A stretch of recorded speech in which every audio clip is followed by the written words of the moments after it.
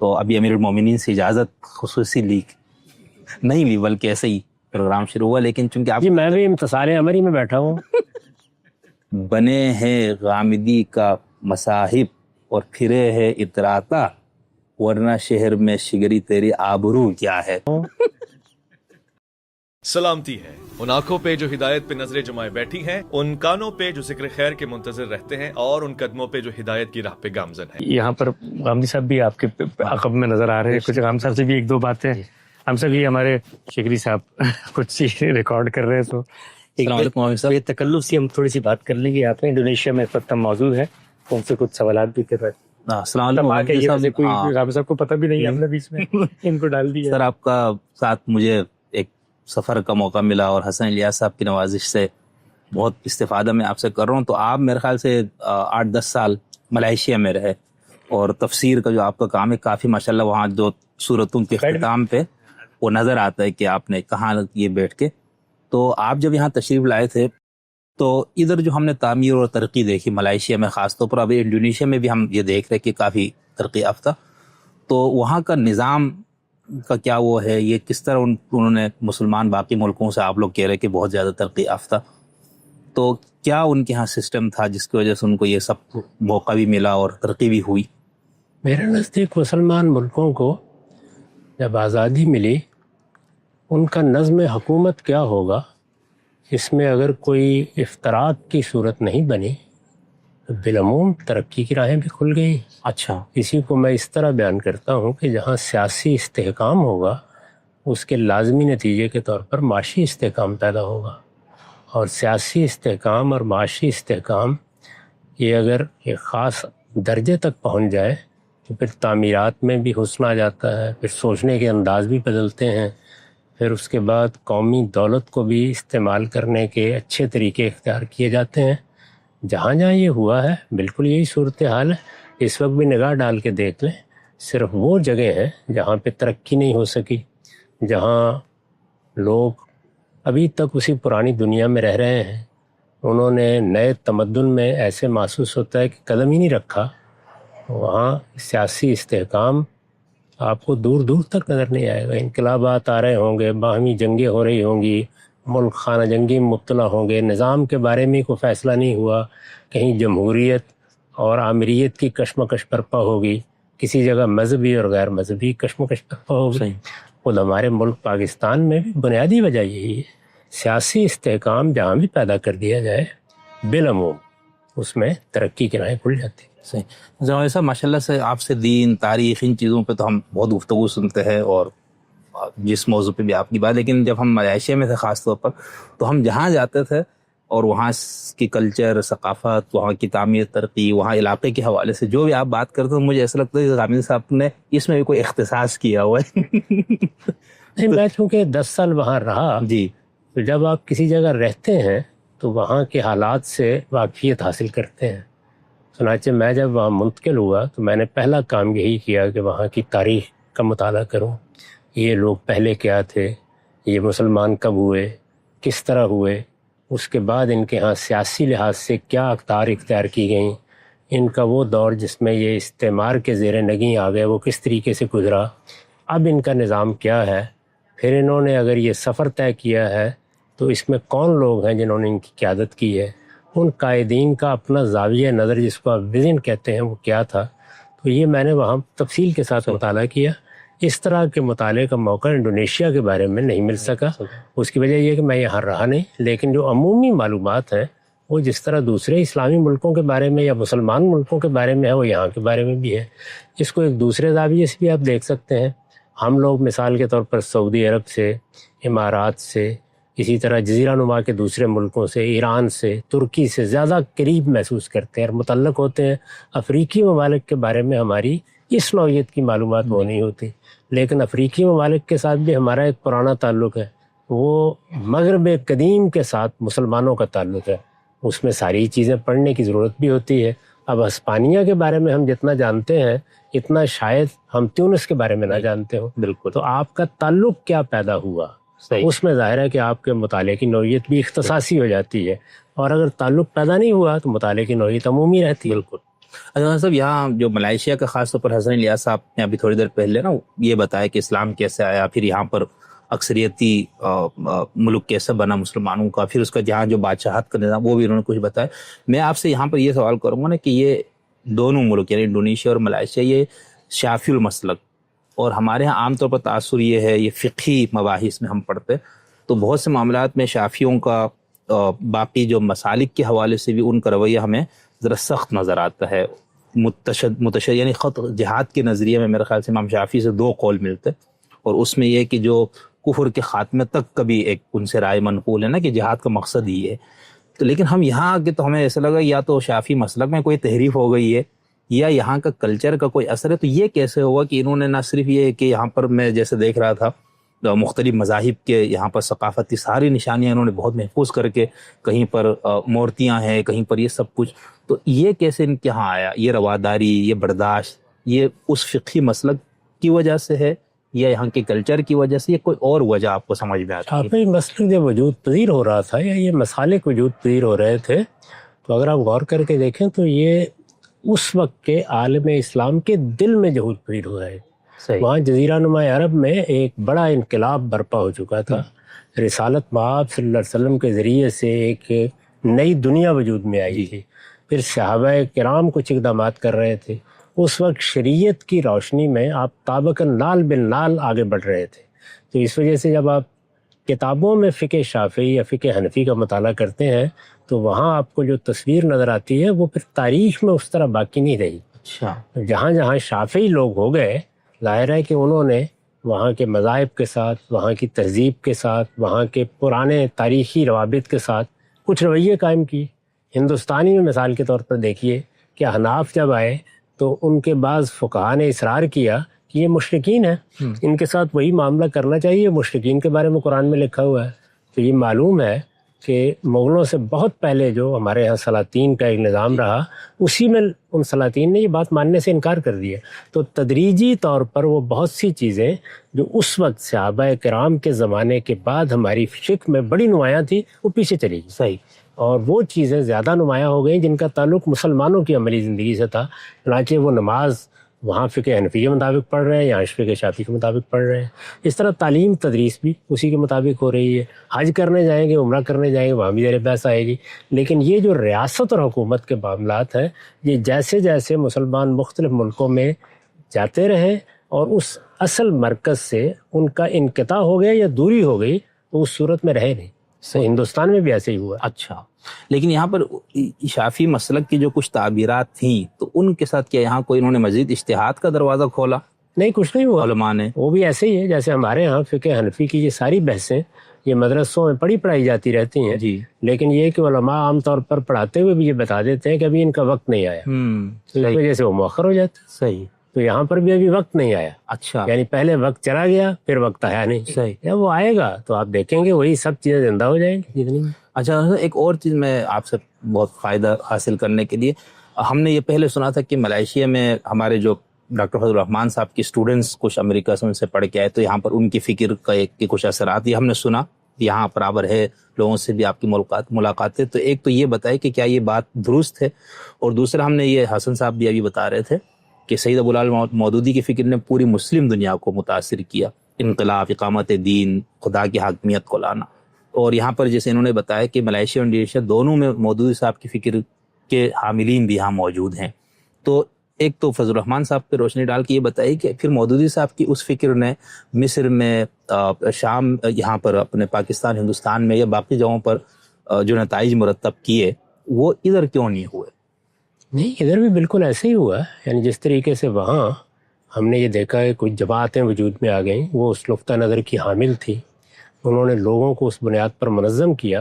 وہ انڈونیشیا میں ہوا ہے، وہ اسی طریقے سے ملیشیا میں بھی ہوا ہے. وہاں ایک بہت بڑی اسلامی جماعت آپ کہہ سکتے ہیں پاس کے نام سے موجود ہے. وہ لوگ انتخابات لڑتے ہیں، ان کا نقطہ نظر بھی اگر آپ دیکھیں تو کم و بیش وہی ہے جو اسلامی تحریکوں کا دنیا بھر میں ہے. تو جب بھی کوئی نیا نقطہ نظر پیدا ہوتا ہے وہ اپنے حامی پیدا کرتا ہے. صحیح. اس نے کتنے اثرات پیدا کیے، وہ کہیں کم ہوں گے کہیں زیادہ ہوں گے. ان دو ملکوں میں بڑے گہرے اثرات رہے. صحیح. ڈاکٹر ناصر تھے یا معشومی تھی، یہ تحریکیں یہیں پیدا ہوئی ہیں. اسی طرح سے میں نے پاس کا آپ کو تعارف کرایا.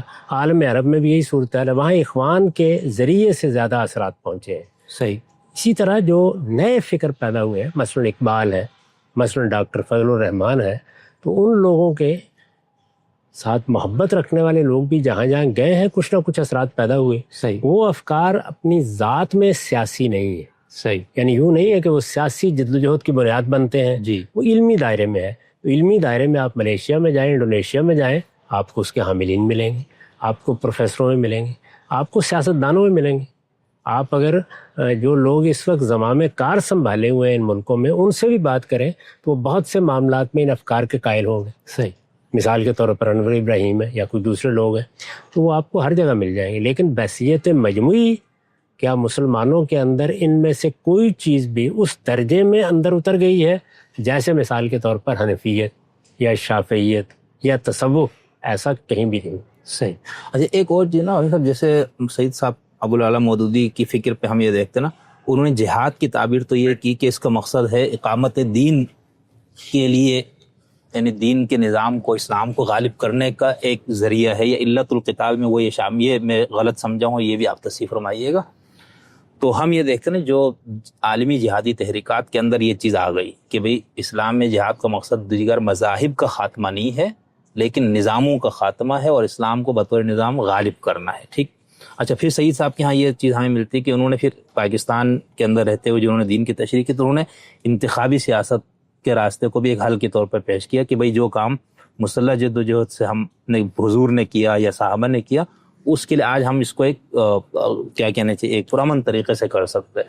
تو یہاں پر ان کو چونکہ یہ موقع ملا, یہاں کے جو جماعت مودودی صاحب کی فکر سے متاثر تھے اور ان کی انتخابی سیاست میں حصہ لینے کا ہی موقع ملا اور کچھ کامیابیاں ہمیں ملی, تو اس وجہ سے وہ جہادی والا نظریہ ان کے یہاں نہیں آیا یا کوئی اور وجہ ہوگی؟ نہیں, اس کو مولانا مودودی صاحب نے خود 1956 میں بالکل 2 اور 2 4 کی طرح واضح کر دیا تھا.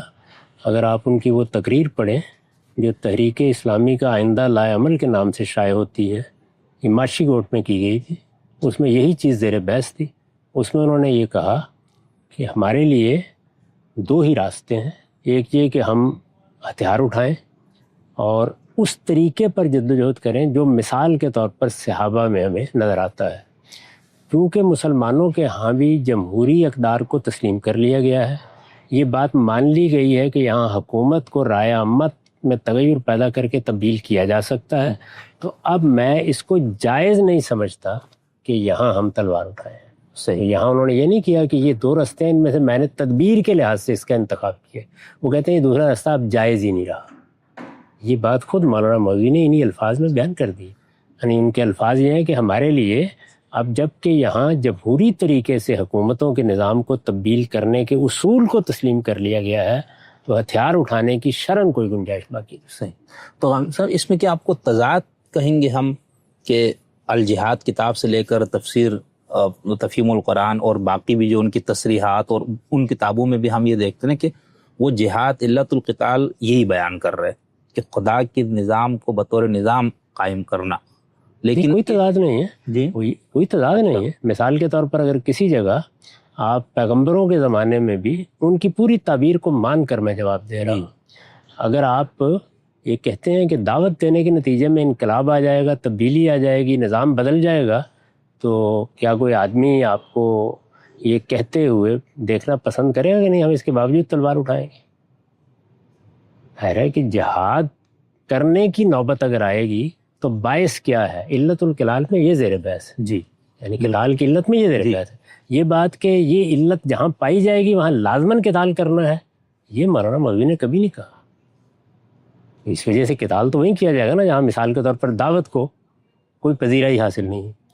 یعنی آپ قتال کرتے وقت کیا کرتے ہیں, ہم دعوت دیں گے, مخاطب آپ کی بات سننے کے لیے تیار ہے, پھر بھی قتال کریں نہیں, یہی وہ کہہ رہے ہیں. صحیح. ویسا نہیں ہے کہ انہوں نے اپنی کسی بات سے مختلف کوئی بات کہی ہے, بلکہ جو چیز انہوں نے اپنے ہدف کے طور پر سامنے رکھی ہے وہی ہے. یعنی ایک اسلامی نظام کا قیام, اسلامی حکومت کا قیام, یا بدرجہ آخر عالمی سطح پر خلافت کبریٰ کا قیام. جی, یہ ہدف ہے. اس ہدف کو کبھی پوری زندگی میں انہوں نے ترک نہیں کیا. اس کے بعد کیا اس کے لیے تلوار اٹھائی جا سکتی ہے؟ وہ کہتے ہیں اسی کے لیے تو اٹھانی, یہی تو اصل میں علت ہے اس کی. صحیح. کیا ہر وقت تلوار اٹھانے ہی کا طریقہ اختیار کیا جائے گا؟ کہتے ہیں کہ اس وقت جب اس کے علاوہ کوئی رستہ نہیں رہے گا. اس وقت نئے راستے کھل گئے ہیں تو ہمارے لیے اب اس راستے پر جانے جائز نہیں ہے. وہاں پر تو آپ کو لوگوں کی جان لینی ہے.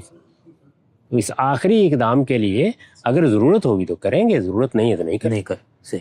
جواد صاحب یہ ملائیشیا پہ ہم دوبارہ آتے ہیں تو ایک تو یہ میں نے آپ سے معلومات لینی تھی کہ اس فکر کا اور ان کا اثر. دوسرا ہمیں یہ بتانا یہاں پہ لوگوں کو بھی میں نے یہ دیکھا کہ بہت شہریت کی ان کو آداب پتہ ہے, صفائی ستھرائی سے متعلق ان کا بہت.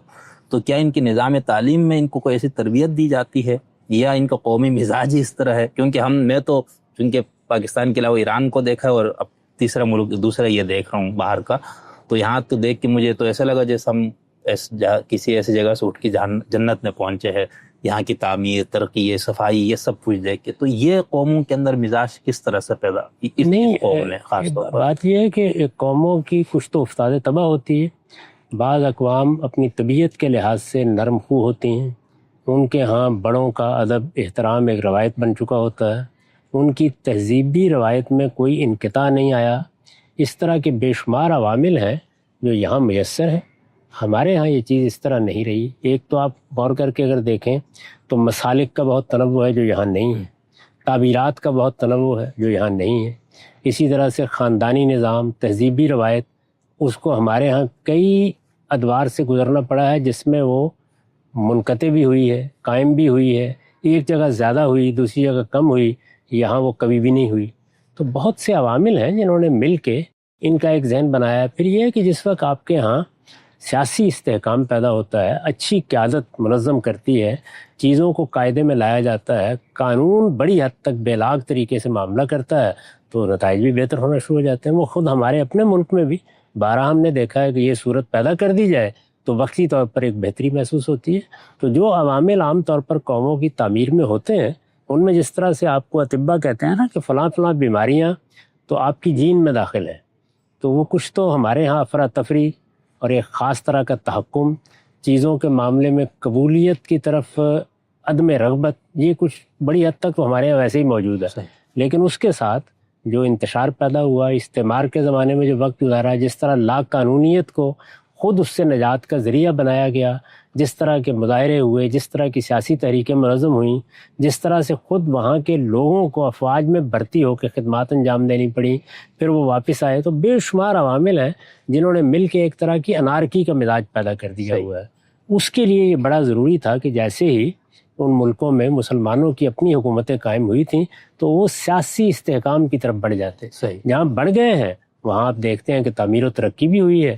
یعنی میرے آپ کے زاویہ نظر سے آمریت, بادشاہت ناقابل قبول ہو سکتی ہے جی, لیکن سیاسی استحکام اگر اس سے حاصل ہو جائے گا تو نتائج بالکل مختلف نکلیں گے. جمہوریت سے حاصل ہو جائے گا تو نتائج بالکل مختلف نکلیں گے. جاوید صاحب جیسا ہم دیکھتے ہیں سعودی عرب میں ہمارے ہاں حنبلیوں کو موقع ملا, ابھی شام میں بھی, شام کے وہ کیا ہے ہاں وہ حنبلی المسلک ہے, شافعی ہے وہ میرا خیال. تو بہرحال وہ ان کو بھی انشاءاللہ موقع مل رہا ہے. ہمارے پڑوس افغانستان میں حنفی ان کو موقع ملا اپنے تصور کے مطابق. ایران کے اندر شیعوں کو ایک موقع مل گیا. اور اب ہم ان دو ملکوں کو بھی دیکھ رہے ہیں, خاص طور پر چلو ملائیشیا کی بات کرتے ہیں, وہاں تو اسلام اور یہ میرے خیال سے سیکولر اسٹیٹ ہے انڈونیشیا. تو اب ان سب کو ہم سامنے رکھیں اور یہاں پر جو مذہبی آزادی, شخصی آزادی اور باقی یہ چیزیں نظر آتی, تو اگر ہم آپ سے یہ پوچھیں کہ آپ کے بارے میں, ایک تو تاثر یہ ہے کہ غامدی صاحب اسلامی حکومت نظام اس کے تو بالکل سرے سے قائل نہیں, اور یہ سیکولر نقطے نا, یہ ایک لوگوں کے اندر آپ کے بارے میں ایک غلط فہمی کہیں یا یہ تاثر پایا جاتا ہے. دوسرا جو آپ کی اپنی فکر میں ہم دیکھتے ہو تو آپ بار بار یہ بات کہتے رہے کہ بھئی اس طرح نہیں ہے, یعنی یہ مقصود بھی ذات نہیں ہے یا اس کے لیے ہی ساری کوشش نہیں ہے دین میں. ہاں کہیں مسلمانوں کی اکثریت ہے, نظم اجتماعی کا ان کو موقع مل گیا, اس کے اندر اسلام کے قوانین اور احکامات کی پاسداری کرنا اس کے لیے. تو اگر ہم ان 4-5 مثالوں کو دیکھیں تو آپ کی فکر سے قریب آپ کس کو کہیں گے؟ یہی نہیں وہی نہیں. یہ جو باتیں میرے بارے میں لوگ کہتے ہیں وہ بے پڑے کہتے ہیں اور ان کو سننے کی توفیق بھی نہیں ہوئی ہوتی. میں نے حال میں اعتراضات سیریز میں اسلام اور ریاست کے زیر عنوان اپنا پورا نقطہ نظر اس کے پورے استدلال کے ساتھ پیش کیا ہے. اس وجہ سے یہ ساری تعبیریں میرے نقطہ نظر کی تعبیریں ہی نہیں ہیں. میں تو بڑی سادہ بات کہتا ہوں کہ مسلمان ہوں یا غیر مسلم ہوں, ریاست کا وجود پذیر کرنا تو ایک جبلی ضرورت جی, وہ ہر حال میں ہونی ہے. اس کے لیے کسی مذہب کی ضرورت نہیں ہے.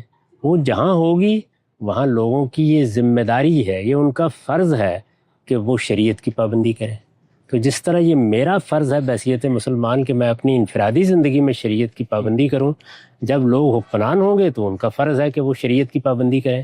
میرے نزدیک اس بات کو بیان کرنے کا صحیح طریقہ یہ ہے, جو طریقے لوگوں نے ایجاد کر رکھے ہوئے ہیں وہ افراط و تفریط کا باعث بھی بنتے ہیں اور انتہا پسندی کا باعث بھی بنتے ہیں, اور وہ خلاف فطرت بھی ہیں, اور ان میں اسلام کا موقف بھی صحیح طریقے سے بیان نہیں ہوتا. اب یہ جو بات میں نے بیان کی ہے اس کو آپ جو نام دینا چاہیں دے رہے, لیکن میری پوری بات یہ ہے. اس لحاظ سے اگر دیکھا جائے تو میرے نزدیک ہمارے ہاں جتنی تبدیلیاں بھی آ رہی ہیں وہ میرے نقطہ نظر کے مطابق نہیں آ رہی. وہ جو پہلے سے نقطہ نظر اپنی ایک حیثیت بنا چکے ہیں جس میں لاکھوں کروڑوں لوگ شامل ہیں, انہی کے لحاظ سے آ رہی ہیں. صحیح. یعنی اگر ہمارے ہاں بر صغیر میں مذہبی قیادت علماء دیوبند کے پاس رہی ہے تو یہ در حقیقت اسی فکر کا ظہور ہے جو آپ کو اب افغانستان میں ایک حکومت کی شکل میں نظر آ رہا ہے. اسی طرح شیعہ فکر صدیوں سے اپنی ایک تاریخ رکھتی ہے, اس کا ظہور ایران میں ہوا ہے.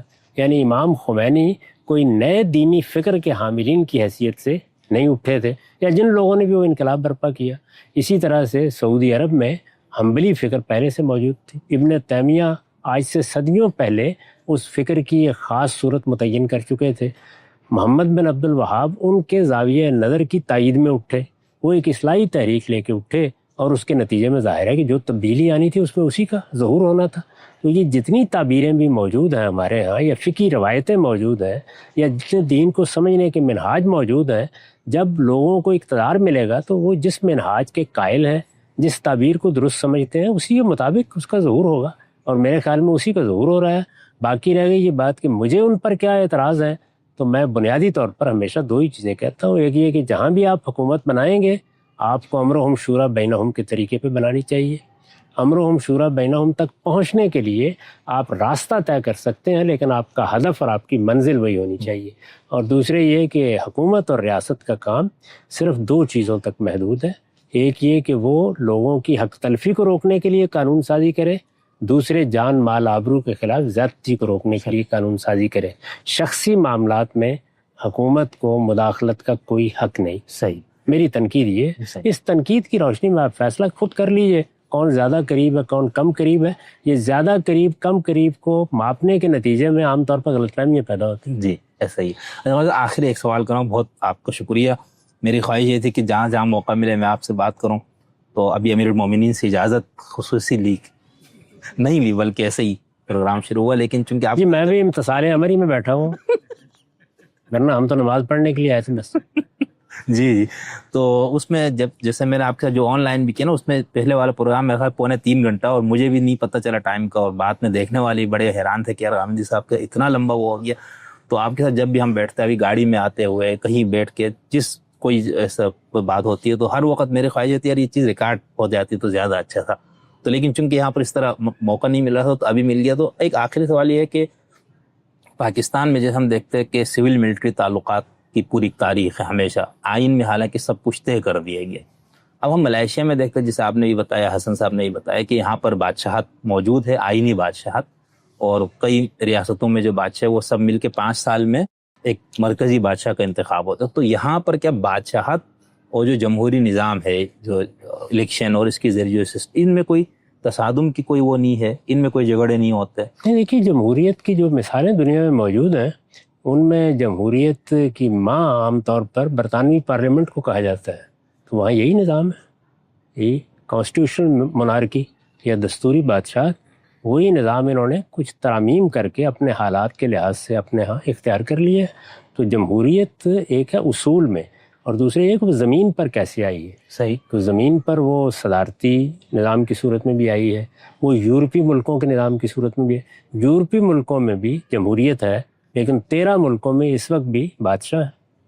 تو یہ بادشاہت اور جمہوریت کے درمیان جو توازن قائم کیا گیا ہے خاص طور پر یورپ میں, اسی کو یہاں اختیار کر لیا گیا ہے. صحیح. اس میں کوئی نئی چیز نہیں ہے. نہیں تو یہ تو مسلمان ہے نا, مسلمان کے اندر تو ویسے بھی امیریت کا, عامریت کا, یا ایک اختیارات کو کرنے کا ایک میرے خیال سے طرح کیا کہتے ہیں ایک مزاج پایا جاتا ہے. وہ چیز لازماً رہے گی. اس کی وجہ یہ ہے کہ جب ہماری تاریخ کم و بیش 1200 سال کی تاریخ, وہ سلاطین کی تاریخ, جی, بادشاہوں کی تاریخ ہے، اس میں جمہوری ادارے نہیں بن سکے، کبھی جمہوریت کو بطور اصول تسلیم کر کے اس کو عملی شکل دینے کی کوئی صورت بھی نہیں بن سکی۔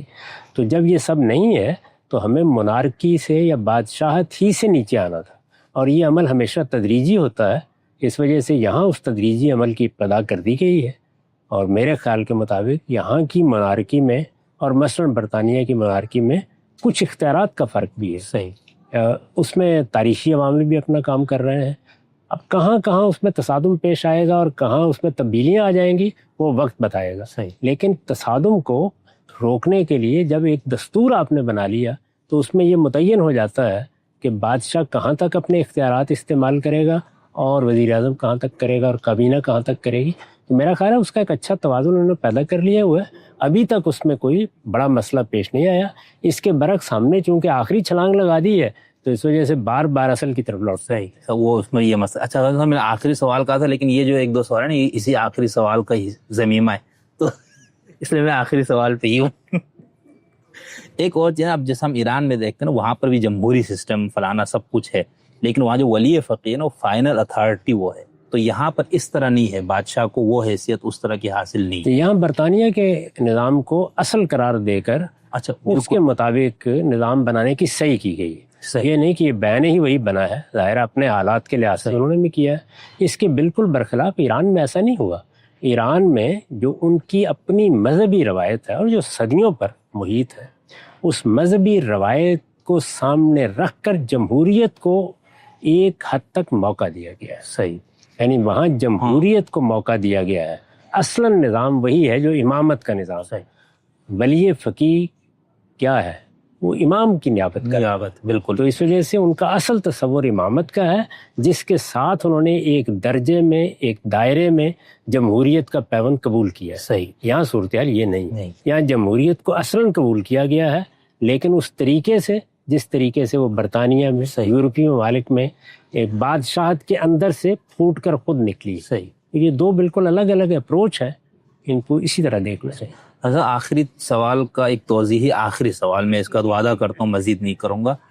یہ جو بادشاہت ان کو حاصل ہے اپنے ملائیشیا کی بادشاہوں کو، تو اس کی استناد کیا ہے؟ یعنی اس کی کیا کہنا چاہیے، اس کی شرعیت یا لیجٹمیسی کیا ہے عوام کے اندر؟ کیا وہ مذہبی بیس ہے یا نسلی بنیاد ہے؟ چونکہ یہ نسلوں سے بادشاہ چلا آ رہا، تو ہمیں اس قوم کو ان سے ایک وہ، یا یہ کہ اس کے پیچھے عوام کے اندر ذہن میں ایک دینی قدر کی عوام صدیوں سے اس کو قبول کیے ہوئے ہیں، اور ہمارے ہاں اس صورتحال یہ بھی نہیں ہے کہ ہمارا علم بادشاہت کے بارے میں یہ فتویٰ دیتا رہا ہے کہ یہ ہر حال میں ناجائز ہے۔ اس طریقے کو تسلیم کیا گیا ہے، ہماری کتابوں میں تسلیم کیا گیا ہے۔ تو بادشاہت مسلمانوں کے ہاں ایک تسلیم شدہ چیز ہے۔ صحیح، یا اقتدار پر قابض ہونا یا اپنا تغلب قائم کرنا، یہ ایک درجے میں قابل قبول رہا ہے ہمیشہ۔ اس وجہ سے کوئی مذہبی بحث پیدا نہیں ہوئی۔ تاریخی طور پر بادشاہتیں موجود تھیں، کسی کی مدت 400 سال ہے، کسی کی 500 سال ہے، ان کو اسی تاریخی تسلسل میں قبول کیا گیا جیسے برطانیہ میں قبول کیا گیا۔ تو وہاں جمہوریت کی کوئی بحث بھی بادشاہت کے حتمی خاتمے کے لیے بنا استدلال نہیں بنتی۔ صحیح، یہاں بھی نہیں بن رہا۔ آخری سوال ایک میری جانب سے آپ پوچھ کے خاتمہ کر دیں جی، کہ ہمارا ملک جو پاکستان ہے، یہ جو یہاں پر آپ نے ترقی دیکھی ہے، خوشحالی دیکھی ہے، لوگوں کو مطمئن دیکھا ہے، قانون کی حکمرانی ہے، ہم لوگ اس طرف کا سفر، اب کیونکہ 70 سال کی تاریخ بھی ہے اور تجربات بھی تو ہو گئے، تو اب کوئی نسخہ کیمیا غامی صاحب اگر بتائیں کہ لستا بطولی بات تو ہوتی ہے کہ وہی سول ملٹری اور یہ جو ابھی اس وقت ایک نظام بن گیا ہے ہائبرڈ سا، کیسے آگے کیسے بڑھے؟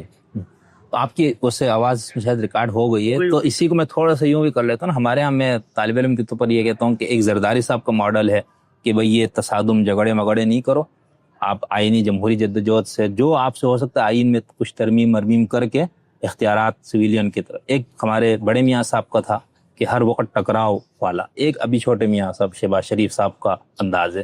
تو وہی جو سوال ہے، ان میں سے ہم لوگ آپ کس کو، چلے میں اس کو شاید شخصیات اس کے حوالے سے آپ کے سامنے سوال نہیں رکھنا چاہیے تھا، تو ہمارے ہاں اس کشمکش کا خاتمہ کس طرح کیا جائے، پھر ہم پاکستانی بھی اس طرح سے تعمیر و ترقی کے راستے پہ گامزن ہو جائے؟ ہر معاملے میں صحیح رویہ یہ ہوتا ہے کہ حقیقت کو تسلیم کر لیا جائے، یعنی یہ مان لیا جائے کہ اس وقت ہم ویسٹ منسٹر جمہوریت کے دور میں داخل نہیں ہیں۔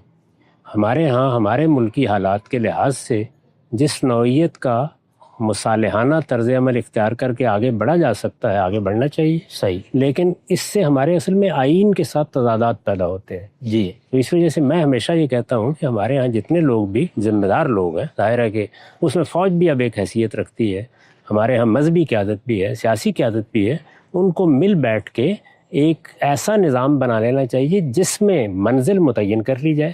وہ امرہم شورا بینہم ہی ہونی چاہیے. ٹھیک. وہ ہمارے دین کا بھی تقاضا ہے، وہ علم و عقل کا بھی تقاضا ہے. اس منزل تک پہنچنے کے لیے ہمیں کن مراحل سے گزرنا ہے وہ بھی متعین کر لیے جائے، اور کوشش کی جائے کہ مصالحت کے ساتھ اور ایک دوسرے کی عزت کو ملحوظ رکھتے ہوئے ہم آگے بڑھ سکیں. یہ میرے خیال میں اس کے علاوہ کوئی راستہ نہیں. اس وقت جن لوگوں کی آپ نے مثال دی ہے وہ رویوں کی مثال ہے. رویوں کے ذریعے سے کسی وقت بھی کوئی اختلال پیدا ہو سکتا ہے. صحیح. یعنی میرا رویہ ہے تو وہ بالکل اور نتائج پیدا کر دے گا، آپ کا ہے تو اور ہے. اس چیز کو ہمیں سوچ سمجھ کر اپنے نظام میں داخل کرنے کی صحیح کرنی چاہیے. صحیح. یہ ہم نے نہ کیا تو وہ کشمکش اسی طرح باقی رہے گی. اور جس طرح کہ میں ہمیشہ کہتا ہوں کہ اس ملک کی پیدائش کے ساتھ اس کو یہ دو امراض لاحق ہیں. اس میں سول ملٹری کشمکش اندر موجود ہے، باہر موجود ہے، اس وقت بھی موجود ہے.